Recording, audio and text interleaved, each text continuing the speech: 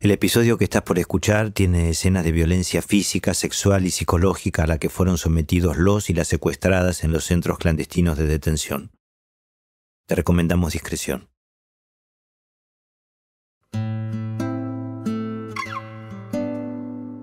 Sabía perfectamente que esa foto no la iba a usar, no me interesaba, era una excusa. El fotógrafo que había citado a Miriam para un supuesto reportaje es Giancarlo Ceraudo, un documentalista italiano que supo unir sus dos pasiones, los viajes y la fotografía. Gianca es de Roma, una ciudad repleta de historia, donde los edificios son testigos claves de momentos que marcaron a la humanidad.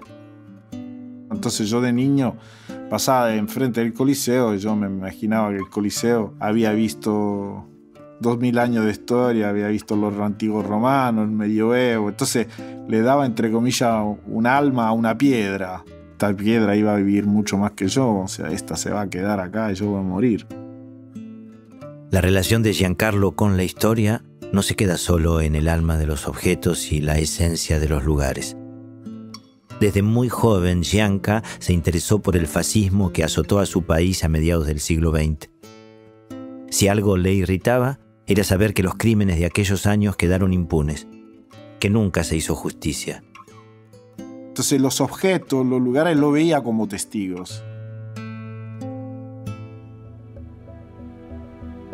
Argentina era diferente. Era un país lejos de casa, pero donde todavía hoy muchos criminales de la última dictadura caminan libremente por las calles o mueren de viejos en sus casas sin haber sido juzgados.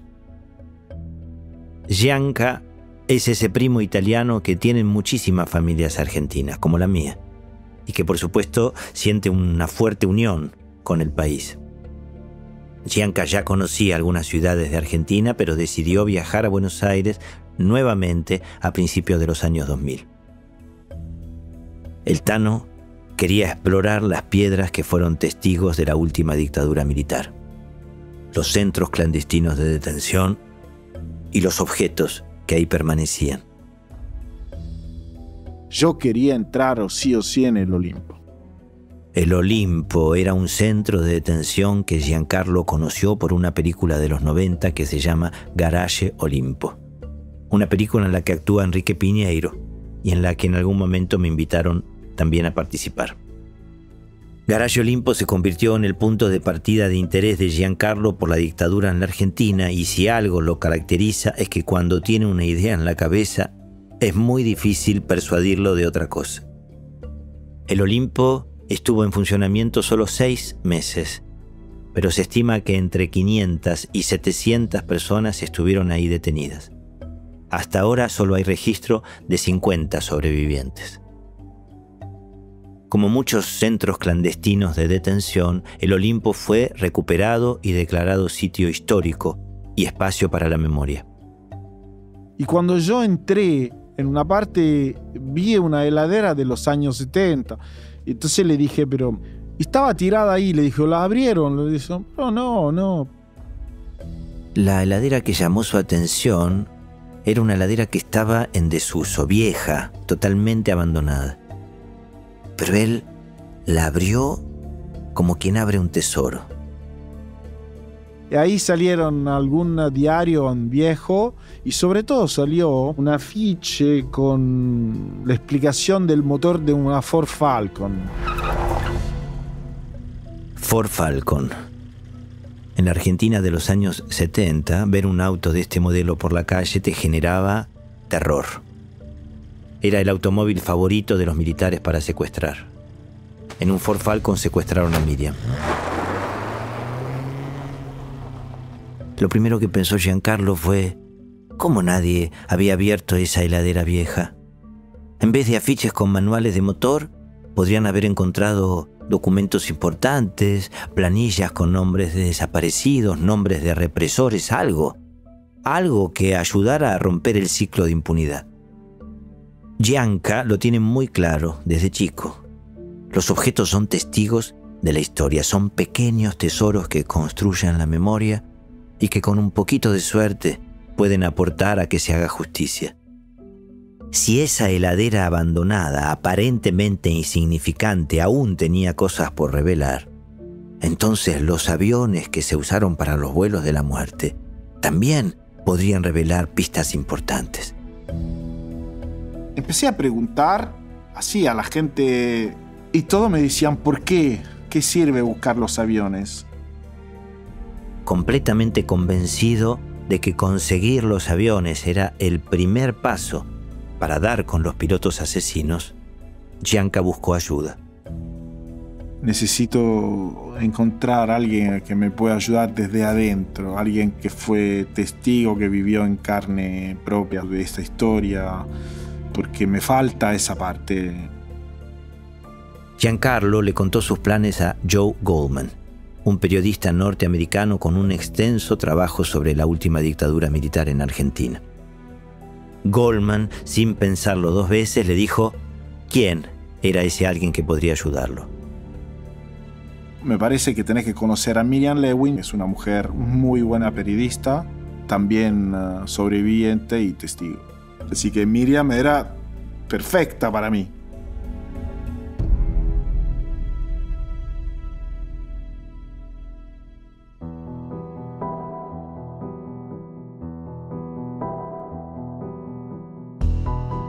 Mi nombre es Leonardo Sbaraglia y en Skyban, los vuelos de la muerte, vamos a recorrer el trabajo más importante de la periodista Miriam Lewin.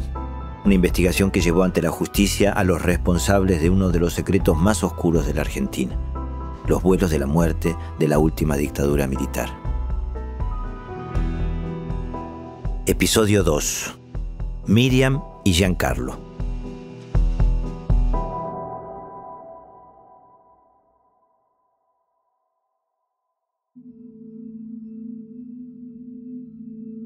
Giancarlo apareció en la vida de Miriam en el año 2007.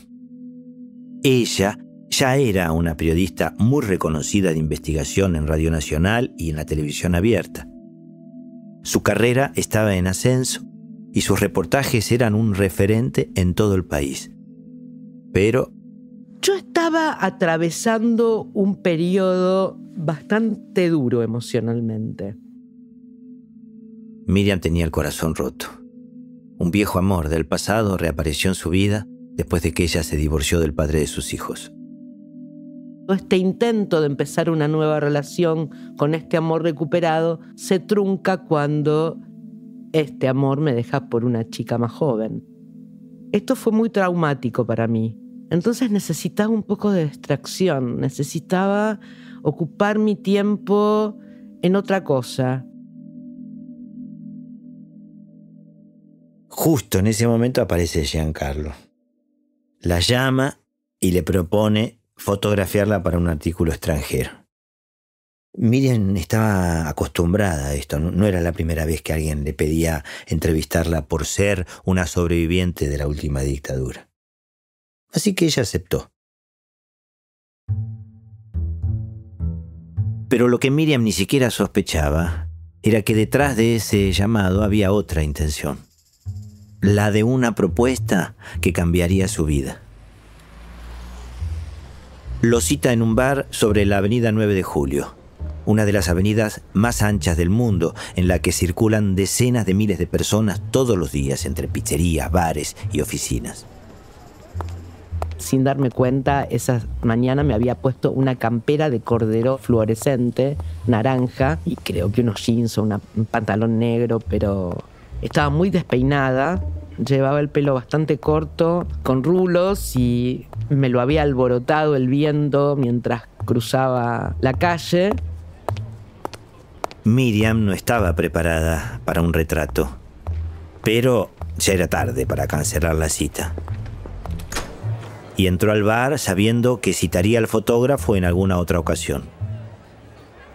Nos sentamos a la mesa, él me estaba esperando, era un chico joven, muy joven, con ojos verdes. Giancarlo tenía el pelo medio largo, ondulado y desordenado. Usaba un arito con un brillante en una de sus orejas al estilo Maradona. Tenía movimientos torpes y a Miriam le parecía un tipo inexperto, se arrojaba sobre la mesa y se acercaba a mí. Y yo lo veía con un poco de simpatía, pero también con un poco de desconfianza. Cómo un diario serio, italiano, con prestigio, manda a semejante personaje a fotografiar a una sobreviviente de la dictadura. Giancarlo percibió la desconfianza de Miriam y rápidamente le contó sobre su vida y las razones que lo llevaron a Buenos Aires. Me dijo que él vivía acá, que estaba muy interesado en lo que tenía que ver con la dictadura. A medida que fue avanzando el encuentro, Giancarlo empezó a insistir con que quería fotografiarla en Virrey Ceballos, el centro clandestino de detención donde Miriam estuvo secuestrada durante 10 meses. Y yo la verdad es que no quería ir. Hacía bastante tiempo que había empezado a negarme a visitar los lugares donde había estado secuestrada. Miriam se mantuvo firme, le dijo que no, que de ninguna manera iría a visitar Virrey Ceballos con él. Pero él recibió ese no como si oyese llover y decidió en ese momento cambiar de tema.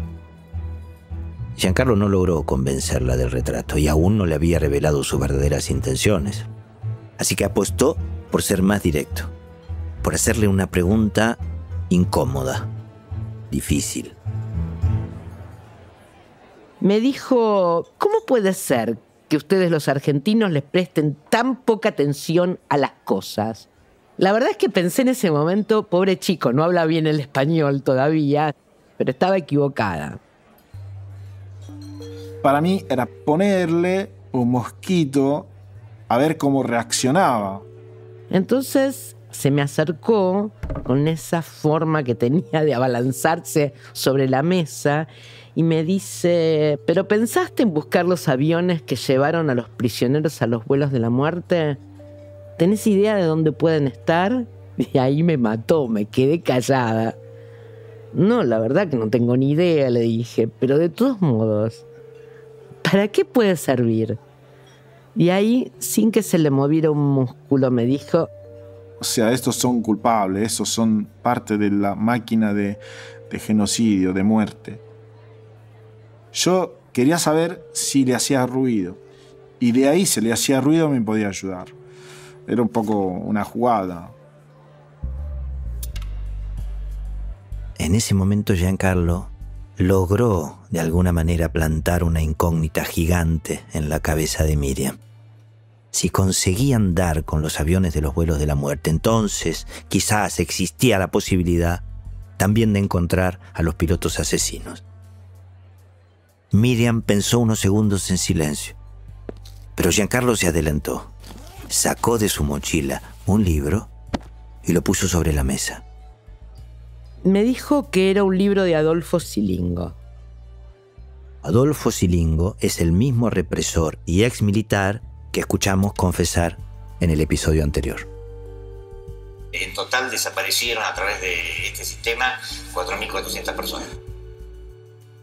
Silingo era un hombre de la Marina, un capitán, que después de haber participado en los vuelos de la muerte, se había confesado con el periodista Horacio Berbisky.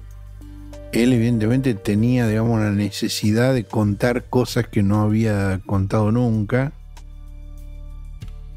Él es Horacio Berbisky, un periodista argentino que durante décadas ha publicado en Página 12. También es autor de libros, uno de los más importantes es precisamente sobre Adolfo Silingo. Berbisky conoce al militar en una estación de subterráneo. Entonces comienza a entrevistarlo regularmente.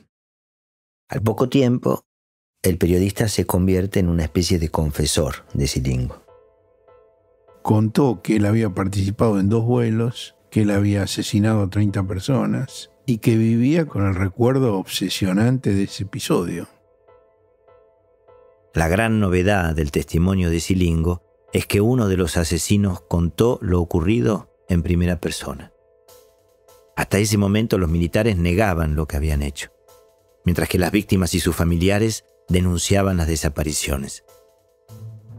Silingo escribió su propio libro, un texto poco difundido donde detalla su participación en la dictadura. Se habían editado muy pocos ejemplares e inexplicablemente Giancarlo tenía uno. La tapa del libro era bastante bizarra. El título es Entre signos de admiración por siempre nunca más. El nombre de Silingo está enorme y hay un fotomontaje rarísimo donde un Silingo de civil, de perfil, le está dando la mano a un Silingo marino vestido con su uniforme de gala. Pero tenía ciertas informaciones bajo forma de obsesiones que Silingo escribe en ese libro, que en tema de investigación para mí era un poco más interesante. En las páginas de Por siempre nunca más, Silingo reconoce que los vuelos de la muerte se usaron para eliminar los cuerpos de los desaparecidos y desaparecidas. Se utilizaron para borrar toda evidencia del crimen. Miriam se fue de la cafetería con el libro de Silingo en la mano y repleta de dudas. No estaba segura de quién era Giancarlo ni qué intenciones tenía, pero no dejaba de pensar en todo lo que dijo. Me subí a un taxi y ya arriba del taxi empecé a marcar las partes que me parecían significativas del libro de este supuesto arrepentido Adolfo Silingo. Miriam llegó a su casa y se instaló en el salón, puso un poco de música, se sirvió una copa de vino y se pasó la noche leyendo, analizando, resaltando y fumando cigarrillos uno tras otro. Las horas pasaron y pasaron hasta que detuvo la mirada sobre un detalle que hasta ese momento parecía insignificante. Silingo decía claramente en el libro que se habían usado para los vuelos dos tipos de avión, los Electra y los Skyvan. Electra y Skyvan, dos modelos de aviones que expulsaban cuerpos dormidos al turbulento Río de la Plata.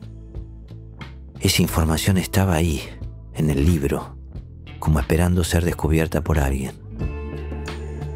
Quizás ese italiano loco no estaba tan loco. Y es que en ese libro había una pista, un objeto, un detalle en el que nadie se había detenido. Los modelos del avión. Con este hallazgo, Miriam realmente se preguntaba si valía la pena unirse a Giancarlo y comenzar una búsqueda que podría cambiar la historia.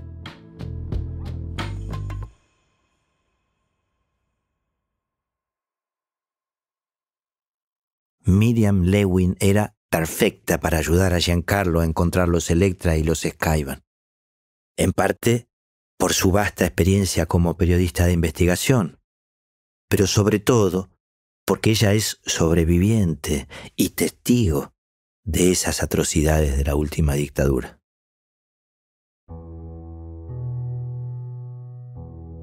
A Miriam la secuestran por estar vinculada a Montoneros el 17 de mayo de 1977. Tenía 19 años y en ese momento estaba estudiando periodismo y economía. Una tarde la suben a un Ford Falcon color Bordeaux y la llevan a uno de los 57 centros clandestinos de detención que había en Buenos Aires. Virrey Ceballos. Cuando una persona recién secuestrada llegaba a uno de esos centros, los militares seguían una especie de libreto con mecanismos de tortura física y mental para conseguir la información que necesitaban. El primer paso era el traslado a la sala de torturas, que ellos llamaban el quirófano, en alusión a su idea de que estaban extirpando el mal de la patria. Me hacen subir una escalera y me atan a una mesa. Me sacan la ropa y me atan desnuda, con los brazos y las piernas en cruz. La tortura era lo más cercano a una misa negra. Cada uno tenía un papel que cumplir y las mujeres eran la ofrenda. Y ahí yo veo una cara que nunca me voy a olvidar, un hombre calvo, delgado, de unos 30 y pico de años, con ojos verdes, gélidos, de hielo, me dijo: Miriam, mírame bien, yo soy el responsable de tu vida y de tu muerte.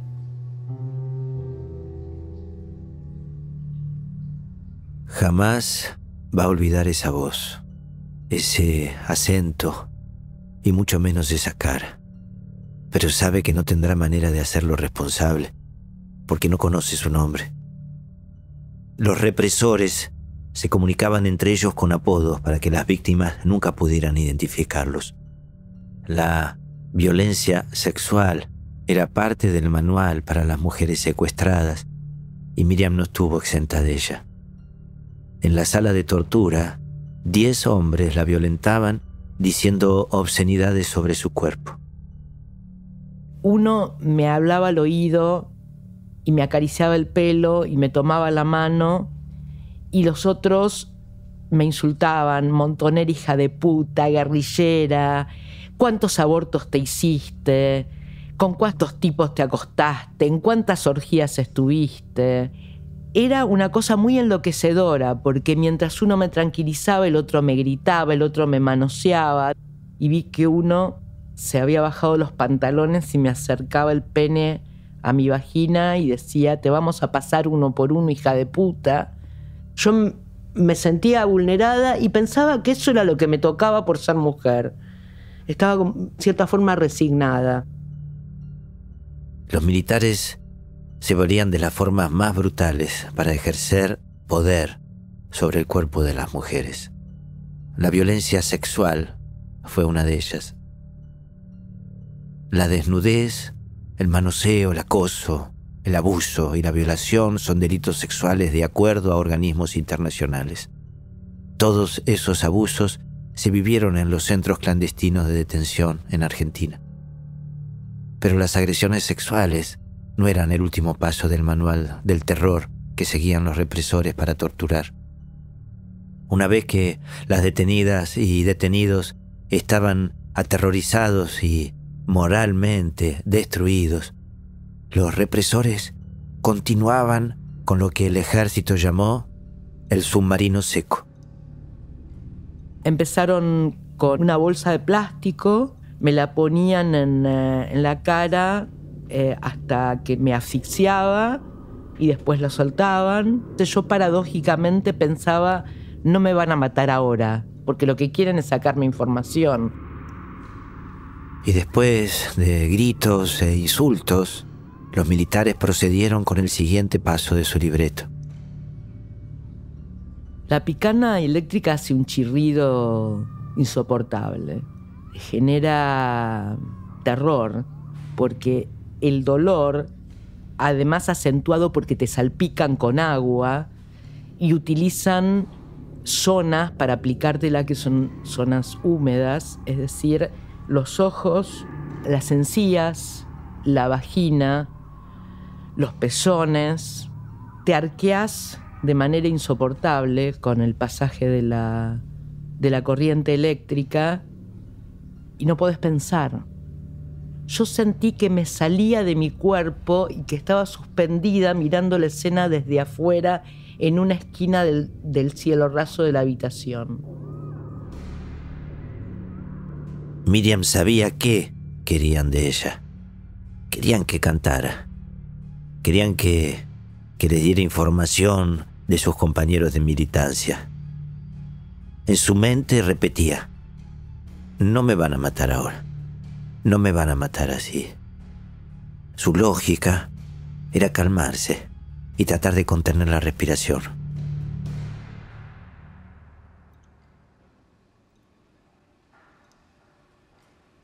Miriam guardó silencio. No reveló nada, ni los nombres ni las ubicaciones de sus compañeros. Entonces los militares le quitaron la venda de los ojos y le ofrecieron un cigarrillo para que ella fumara mirándolos a la cara. Yo eso lo viví como la confirmación de que me iban a matar, porque habiéndoles visto los rostros, iba de suyo, era seguro que me iban a matar. Y se rieron, me dijeron: seguramente te dijeron, te mintieron, que si nos veías las caras te íbamos a liquidar, te íbamos a matar. Miriam no recuerda con exactitud los rostros de todos los hombres que la violentaron.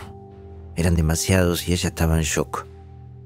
Pero hay algo que hasta el día de hoy la inquieta de solo recordarlo. Que eran casi todos jóvenes, estaban sentados en semicírculo frente a mí, algunos con bigotes, con pelo largo, con camisas a cuadros.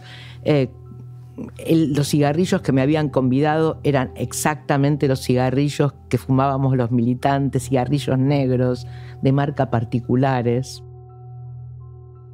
Ella no pudo evitar preguntarles por qué se vestían así, como militantes, en vez de andar con uniforme o con una ropa más formal. Entonces me dijeron riéndose, porque si nos tenemos que infiltrar, tenemos que parecernos a ustedes. Y realmente eran el prototipo del militante. No había nada improvisado. Actuaban en pelotón, siempre con el mismo objetivo: infiltrarse, secuestrar, torturar y desaparecer a quienes se oponían a su régimen.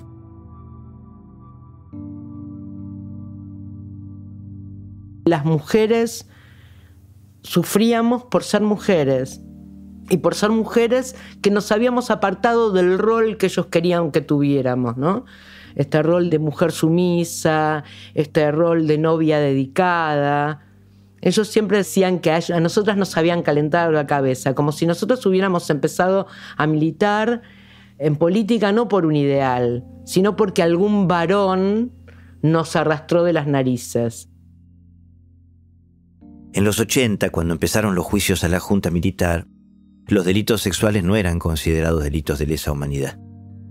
Era un eslabón más de la tortura que no tenía ningún efecto en la sentencia de los acusados. Esto viene de la idea equivocada de que estos crímenes son del ámbito privado, de lo íntimo, pero los crímenes sexuales son plenamente públicos y políticos, y mucho más cuando es un gobierno antidemocrático quien los comete.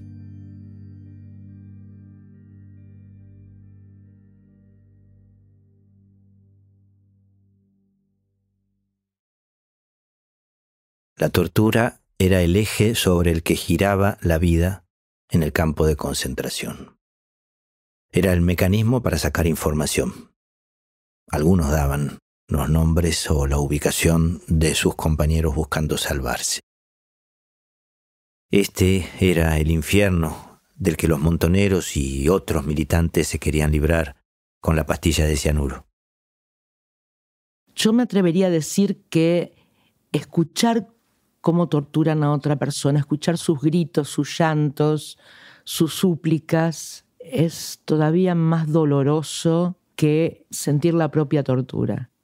Te genera una situación de impotencia tremenda y de inmensa vulnerabilidad. Aparte de la tortura, Miriam también tuvo que transitar otros tormentos. Después de pasar 10 meses en el centro clandestino de detención Virrey Ceballos, fue trasladada a la Escuela de Mecánica de la Armada, la ESMA, donde el interrogatorio cambia. Según los testimonios, algunos detenidos eran obligados a limpiar, cocinar y realizar las tareas necesarias para el mantenimiento del lugar. Esto fue relativamente común. Pero los trabajos forzados vinculados a tareas más complejas. Ella es Marina Franco, historiadora argentina.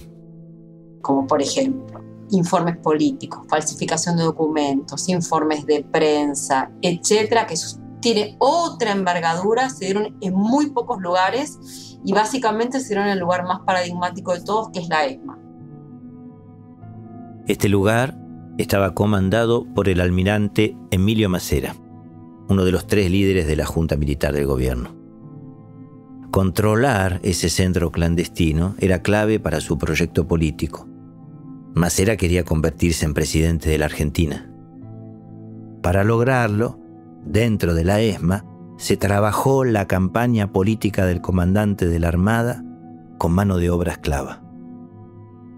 Como yo dije que había estudiado periodismo, me asignaron a la oficina de prensa. Y como dije que conocía idiomas, yo sabía inglés y francés, me asignaron también la traducción de materiales de lo que ellos denominaban la campaña anti-argentina en el exterior. La campaña anti-argentina en el exterior eran artículos que denunciaban a la dictadura y sus abusos de poder. Se publicaban en periódicos como Los Angeles Times, The New York Times, The Washington Post y Le Monde. Y uno de los placeres mayores que yo tenía era traducir un boletín que se llamaba Latin American Newsletter y que tenía información desde adentro, que solamente alguien que estuviera infiltrado en los militares podía saber. Ese grupo selecto que se encargaba de tareas más complejas, como las que realizaba Miriam, tenían más posibilidades de sobrevivir. Pero eran casos acotados, excepcionales. Si habías sido beneficiada con la selección para integrar el grupo de trabajo que ellos llamaban el staff, tu vida era un poco mejor. La mayoría de los prisioneros dormían sobre colchonetas malolientes en el piso frío de un edificio infestado de ratas. El staff, no.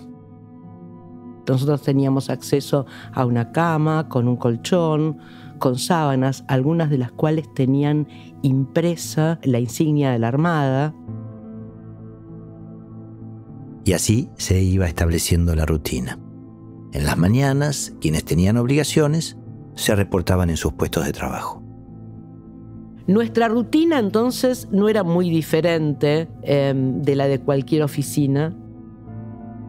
Tenían horarios y tareas diarias.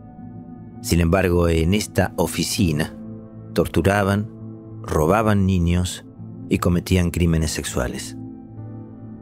Se estima que por la ESMA pasaron cerca de 5.000 detenidos, de los cuales sobrevivieron menos de 200 personas.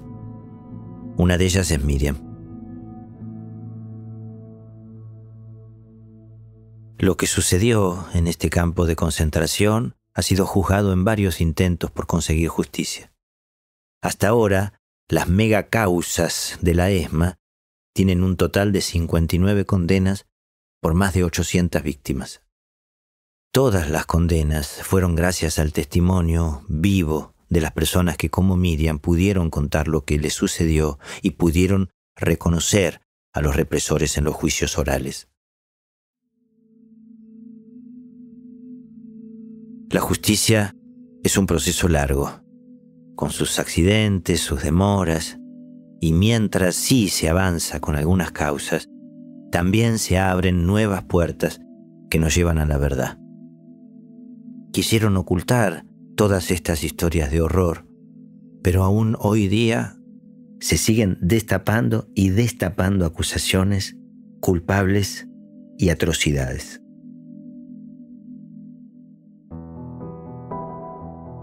Y realmente, si me preguntan, ¿vos estabas convencida cuando empezaste a investigar con Giancarlo Cheraudo que esta investigación iba a llegar hasta donde llegó? La respuesta es no, ni loca. La verdad es que no lo creía. Pero me embarqué el día que él me invitó a su casa por primera vez, que charlamos, que los dos hablamos de nuestras vidas. Él decía que si íbamos a trabajar juntos, lo lógico era que supiera más de mí.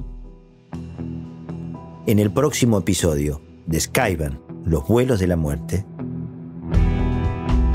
Las sesiones de trabajo en la de Giancarlo tenían un encanto muy especial. Primero porque trabajar en esa buhardilla, ver la puesta de sol desde las ventanas, era increíble. Giancarlo era un experto cocinero.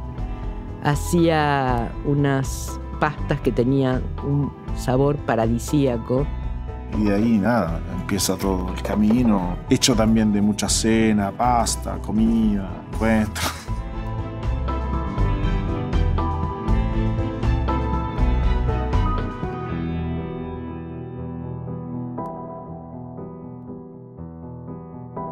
Hola, mi nombre es Paloma Navarro Nicoletti, soy una de las productoras y guionistas de este podcast. Desde que grabamos este episodio hasta su estreno, algunas cifras cambiaron. Estos son los datos más actualizados. Hasta febrero del 2025 se han identificado 62 centros clandestinos en la ciudad de Buenos Aires. El más reciente en la intersección de Gregorio Pomar y Chiclana, denominado la Base Pomar. Otra cifra relevante que cambió es sobre la mega causa ESMA, que ya suma un total de 62 condenas por los crímenes cometidos contra 816 víctimas que pasaron por la Escuela de Mecánica de la Armada. Skyban, Los vuelos de la muerte, es una producción de Sonoro en asociación con Orbit Media, basada en el libro Skyban, aviones, pilotos y archivos secretos, escrito por Miriam Lewin, y en relatos en primera mano contados por Miriam. La serie en podcast fue producida y escrita por Carmen Graterol, Paloma Navarro Nicoletti y Evelyn Uribe, con ayuda de Mariana Coronel. Narrada por mí, Leonardo Baraglia.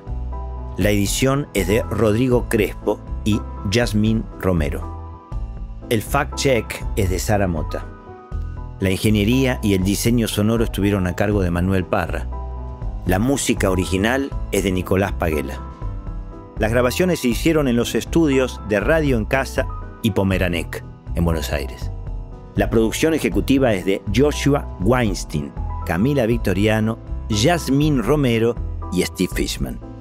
Gracias a Daniel Padilla, Fernando Galaviz, Hannah Bottum y Taya Sandoval por toda su ayuda con esta producción.